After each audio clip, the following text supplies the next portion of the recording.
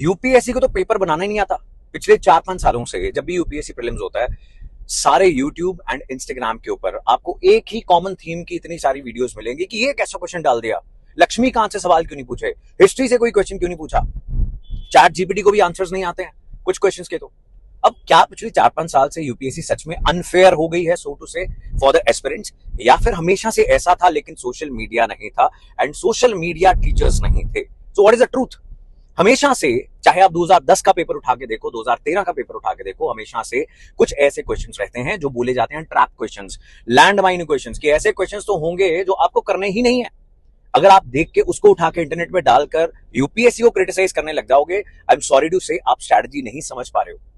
हमेशा ऐसे क्वेश्चंस 20 से 25 होते हैं जो बहुत डिफिकल्ट होते हैं, इम्पॉसिबल टू डू होते हैं, और जो सही एस्पिरेंट है उसका ये फर्ज होता है कि ये समझे कि ऐसे क्वेश्चंस को टच करेंगे the chances of getting wrong answer and hence negative marking will be more. और यूपीएससी ने कहीं नहीं कहा कि वो सिर्फ और सिर्फ लक्ष्मीकांत से ही पेपर डालेगी या फिर मॉडर्न हिस्ट्री हमेशा होगा ही पेपर के अंदर। That is what the unpredictability of this paper is. ऐसा ही ये एग्जाम हमेशा से है। अब जो सही स्ट्रैटेजी को समझेंगे वो कन्वेंशनल तैयारी करके जाते हैं और कोई भी कमी पेशी नहीं छोड़ के जाते। उसके बाद पिछले 4-5 सालों से चाहे आप जितनी मर्जी वीडियोस लाइक कर लो, यूपीएससी की सेहत पे असर नहीं हो रहा। It is not going to change this. हमेशा से ऐसे ही पेपर सेट हो रहा है।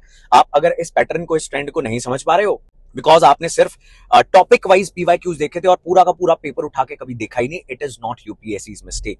हमेशा 50 डुएबल क्वेश्चंस होंगे। व्हेन आई से doable, I don't say easy.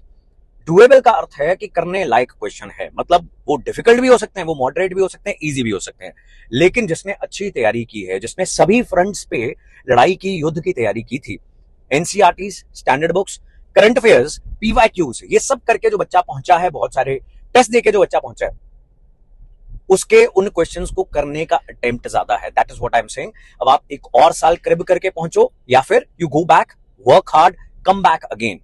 Because जिसने कभी यूपीएससी का प्रीलिम्स क्लियर नहीं किया वो हमेशा आपको ऐसी ही एडवाइस देगा कि यूपीएससी पागल है, तो तुम कुछ मत करो, लेकिन इससे आपके करियर के ऊपर कोई भी पॉजिटिव इंपैक्ट होने वाला नहीं।